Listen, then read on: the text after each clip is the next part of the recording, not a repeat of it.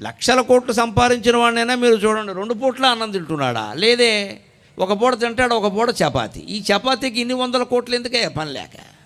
అది తిన్నది అరగదు మళ్ళీ.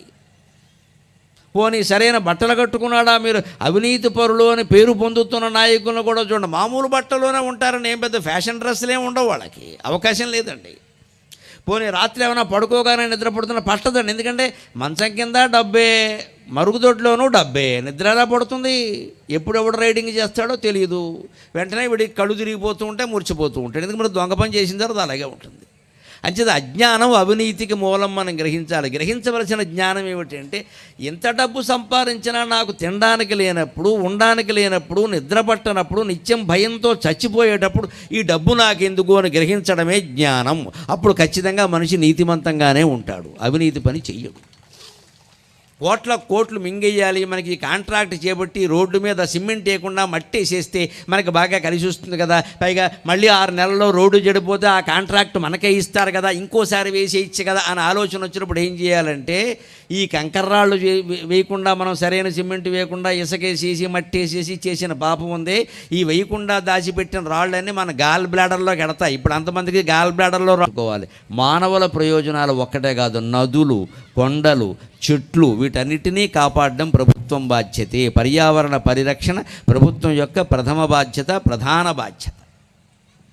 అన్నిటికీ ప్రభువే. ప్రభువు అన్నవాడు ఎప్పుడు అన్నిటికీ ప్రభువే, కొన్నిటికి ఉండదండి.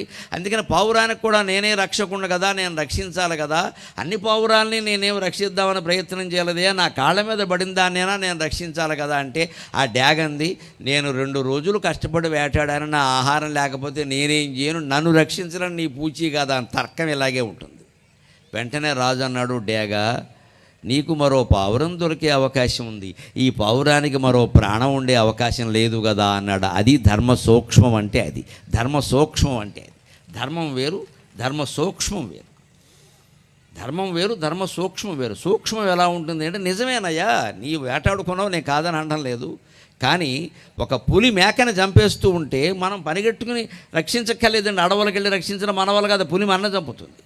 మనం చూస్తే చేయగలిగితే ఆ ప్రయత్నం చేయొచ్చు. లేదు, దేశంలో అడవుల్లో ఎన్నో పులులు, ఎన్నో మేకల్ని, ఇతర మృగాలని చంపితే మనం తుపాకీ పట్టుకుని వెళ్ళకూడదు, అది కుదిరే పని కాదు. పులులు ఉండవలసిందే, మేకలు ఉండవలసిందే, వాటి కర్మకవి పోతే మనం చేయలేము ఇక్కడ. కానీ ఒక పాము కప్పని మింగేస్తుందంటే, కప్ప అరుపు మనకి వినపడింది అనుకోండి, ధర్మశాస్త్రం ఏం చెప్పిందంటే ఓ రాయేమంది. ఎందుకని? పాముకు మరో కప్ప దొరుకుతుంది, కప్పకు మరో ప్రాణం లేదుగా, నీకు వినపడింది కాబట్టి, నువ్వు మనిషివి కాబట్టి నువ్వు ఒక్క రాయి అంతవరకు. అంతేగాని పొద్దున్నే బడి మానేసి సంచి నిండా రాళ్ళు వేసుకుని ఎక్కడ కప్పలు ఉన్నాయో వాటిని కాపాడదామని బయలుదేరకూడదు. ఓవర్ యాక్షన్ అంటారు దాన్ని. హింసకి అహింసకి తేడా అదే. వైదిక ధర్మం అంటే ఇలాగే ఉంటుంది లెక్క. ఇప్పుడు ధర్మ సూక్ష్మాలు ఉంటాయి. బలవంతంగా అందరూ హింస పాటించరాదు, హింస చెయ్యరాదు అని చెప్పదండి. అందరూ అహింసాపరులే ఉండాలని వైదిక ధర్మం చెప్పదు, సాధ్యం కాదు, అది అసాధ్యమైన విషయం. అది అహింసే ప్రధానంగా పుట్టిన కొన్ని మతాలు వెళ్ళిపోయాయి, ఎక్కడ ఏం కనపట్ల. ఎందుకంటే ప్రాక్టికల్లీ ఇంపాసిబుల్, వాస్తవంగా అసాధ్యం. హింస చేయకుండా మనిషికి సాధ్యం కాదు. నేను మాట్లాడుతుంటే ఇక్కడ ఎన్నో దోమలు వస్తాయి. మామూలుగా మీరు అనుకుంటూ ఉంటారు, మేము ఆ రకంగా మాంసాహారం లోపల పంపిస్తున్నాం, మేము ఇక్కడ దోమలు వెళ్ళట్లేదు ఏంటి అని అవన్నీ ఆపుతా. అలాగని మాట్లాడడం మానేస్తామా? దారి మీద నడుస్తూ ఉంటే చెప్పు కింద కొన్ని జీవులు చచ్చిపోతాయి, నడవడం మానేస్తామా? ఇంత అతి వద్దని చెప్పారు. మనం పని కట్టుకుని చంపొద్దు, అంతే తేడా. అందుకని రాజు వాదనకు ఆశ్చర్యపోయి డ్యాగా అంది, నాకు తగిన మాంసం ఉంటే ఈ పావురం నాకెందుకయ్యా అంటే, రాజు చూడండి, ఆయన తలుచుకుంటే ఎవడు రాడండి. ఎవడికో నేను 10 లక్షలు ఇస్తానయ్యా, నీ కుటుంబ పోషణ నేను చూస్తానంటే మనిషే వస్తాడు. ఆ రాజు అనుకున్నాడు, ఎవరినో పిలవడం ఏమిటి, ఈ పావురం కోసం నేనే త్యాగం చేయాలి కదా అని తన తొడ కోసి మాంసం తక్కెట్లో వేసి పావురం అంత మాంసాన్ని తూచే ప్రయత్నం చేస్తే ఎంతకీ తోగలేదండి, ఎంతకీ తోగలేదు. దేవతల పరీక్ష సామాన్యమా? చివరికి ఇక ఒంట్లో మాంసం అంతరించిపోతుంటే ఏం చేయలేక భటులను పిలిచి నన్నే అందులో కూర్చోబెట్టండి అన్నాడు. అది నా దేశాన్ని పాలించిన రాజు చేసిన త్యాగం. నా దేశం అటువంటిది, నా చరిత్ర అటువంటిది, నన్నే అందులో కూర్చోబెట్టండి అన్నాడు. అప్పుడు అగ్నిదేవుడు ఇంద్రుడు ప్రత్యక్షమై, రాజా, నీలాంటి రాజులు ఉండాలయ్యా దేశానికి, ప్రపంచానికి అంతటికీ ఆదర్శమైన వాళ్ళు, మేము నిన్ను ఆశీర్వదిస్తున్నామని ఆశీర్వదించి వెళ్ళిపోయారు. అందుకని ఇక్కడ నేను జాతి గువ్వకయ్యి పొంగిన కండలనిచ్చున శిబిత్యాగము అన్నారు. జాతి అంతా ఒక పావురం అనుకుంటే ఆ పావురం కోసం తన మాంసాన్ని త్యాగం చేసినటువంటి శిబి చక్రవర్తి లాగా ఇవాళ మొత్తం భారత జాతిని కాపాడడానికి తమ శరీరాలు ఖండాలు అయిపోయినా కూడా త్యాగం చేశారండి. హెలికాప్టర్ ప్రమాదంలో మరణించిన మహానుభావులు అందరూ అటువంటి వాళ్ళే. వారికి భక్తి శ్రద్ధలతో మనం నమస్కారం చేయాలి. ఎందుకంటే ఆ మహానుభావుడు ఎందుకు ఎడుతున్నాడు? వెల్లింగ్టన్ కాలేజీలో ఆయన చదువుకున్నాడు. అది డిఫెన్స్ స్టాఫ్ కాలేజీ. అక్కడ కొత్త సైనికులు ఉంటారు, వారిని ఉద్దేశించి ప్రసంగం చెయ్యాలి. మాకు మళ్ళీ ప్రవచనం చెప్పడం కాదు, ఇది ఉత్తేజితులు అయ్యేలా మాట్లాడాలి. సైనిక వృత్తిలో ఇన్ని ప్రయోజనాలు ఉంటాయి కదా, ప్రయోజనాల కంటే ఎక్కువగా త్యాగం గురించి చెప్పాలి. అది ఆయన చేసి చెప్పాలి. ఆ ప్రసంగం చేయడానికి ఆయన వెడుతూ ప్రమాదం పాలయ్యాడు. ఆయన ఏమైనా ఊహించాడా? అలా ఊహిస్తే భార్యతో పెడతారా అండి ఎవరైనా? పాపం ఏదో సరదాగా ఆవిడ కూడా వస్తాను అంటే అర్ధాంగి కదా అని రమ్మన్నారు. 18 మంది కెపాసిటీ ఉండే చోట 14 మంది ఎక్కారు. వారు నియమాలు కూడా ఏమీ ఖాతరు చేయకుండా చేయలేదు, అశ్రద్ధ కూడా చేయలేదు.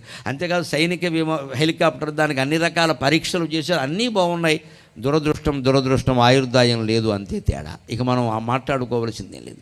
అంతటి త్యాగం చేసిన వాళ్ళ గురించి మనం నిజంగా నివాళి అర్పించాలి అంటే చేయవలసింది ఏమిటయ్యా? 2 పనులు. ఒకటి మౌనం పాటించాం మనం, మౌనపానమున అచ్యుతమైన ప్రశాంతి నందడిన్.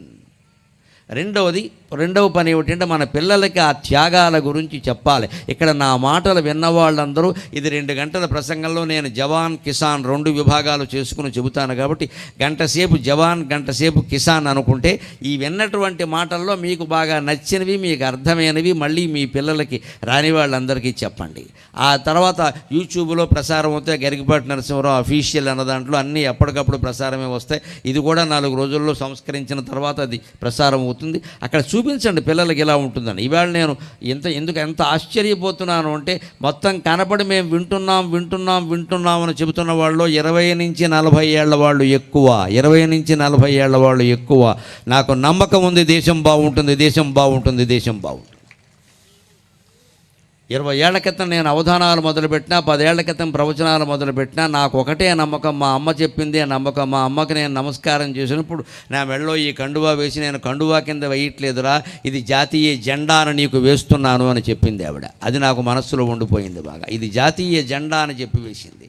అందుకని జాతిని రక్షించడం, దేశభక్తిని గురించి చెప్పడం నా కర్తవ్యం. కాబట్టి నా ప్రవచనాల్లో ఎప్పుడు దైవభక్తి ఎంత ఉంటుందో దేశభక్తి అంత ఉంటుంది, కర్తవ్యం అంత ఉంటుంది. ఖచ్చితంగా పుణ్యం ఎంత ఉంటుందో కర్తవ్యం అంత ఉంటుంది నాది.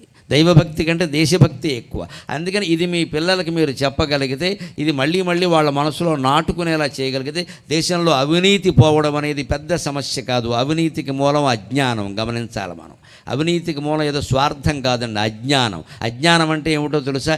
మనిషి ఎంతసేపు ఈ దేహమే నేను అనుకుంటాడు. ఇదే అజ్ఞానం. అందుకోసమే దేహం కోసం, దేహ బంధాల కోసం ఇన్ని 100 కోట్లు సంపాదిస్తున్నాం. లేకపోతే అవినీతి ఎందుకండి? లక్షల కోట్లు సంపాదించిన వాడినైనా మీరు చూడండి, 2 పూట్ల అన్నం తింటున్నాడా? లేదే. ఒక పూట తింటాడు, ఒక పూట చపాతి. ఈ చపాతీకి ఇన్ని 100 కోట్లు ఎందుకే? పని లేక. అది తిన్నదారగదు మళ్ళీ. పోనీ సరైన బట్టలు కట్టుకున్నాడా? మీరు అవినీతి పరులు అని పేరు పొందుతున్న నాయకులను కూడా చూడండి, మామూలు బట్టలోనే ఉంటారని. ఏం పెద్ద ఫ్యాషన్ డ్రెస్సులే ఉండవు వాళ్ళకి, అవకాశం లేదండి. పోనీ రాత్రి ఏమైనా పడుకోగానే నిద్రపడుతున్న పట్టదండి. ఎందుకంటే మంచం కింద డబ్బే, మరుగుదొడ్లోనూ డబ్బే. నిద్ర ఎలా పడుతుంది? ఎప్పుడెప్పుడు రైడింగ్ చేస్తాడో తెలియదు. వెంటనే వీడికి కళ్ళు తిరిగిపోతూ ఉంటే మూర్చిపోతూ ఉంటాడు. ఎందుకంటే మరి దొంగ పని చేసిన తర్వాత అలాగే ఉంటుంది. అంచేత అజ్ఞానం అవినీతికి మూలం మనం గ్రహించాలి. గ్రహించవలసిన జ్ఞానం ఏమిటంటే, ఎంత డబ్బు సంపాదించినా నాకు తినడానికి లేనప్పుడు, ఉండడానికి లేనప్పుడు, నిద్ర పట్టనప్పుడు, నిత్యం భయంతో చచ్చిపోయేటప్పుడు ఈ డబ్బు నాకెందుకు అని గ్రహించడమే జ్ఞానం. అప్పుడు ఖచ్చితంగా మనిషి నీతిమంతంగానే ఉంటాడు, అవినీతి పని చెయ్యడు.